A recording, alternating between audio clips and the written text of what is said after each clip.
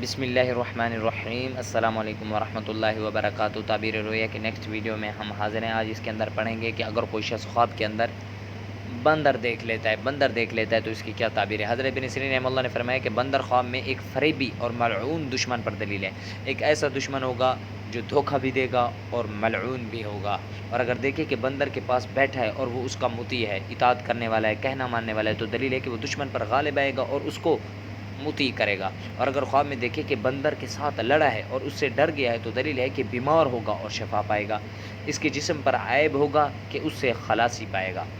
حضرت ابراہیم کرمانی رحمہ اللہ نے فرمایا کہ اگر دیکھے کہ بندر کو مار ڈالا ہے تو دلیل ہے کہ دشمن پر مغلوب کرے گا، اور اگر دیکھے کہ اس کا گوشت کھایا ہے تو دلیل ہے کہ کوئی اس کے ساتھ دشمنی ظاہر کرے گا۔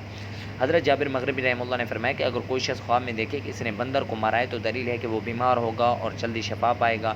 اور اگر دیکھے کہ بندر گھوڑے پر بیٹھا ہے تو دلیل ہے کہ یہودی اس کی عورت سے فساد کرے گا، اور بندر یا خواب میں فسادی عورت جادوگر ہوتی ہے۔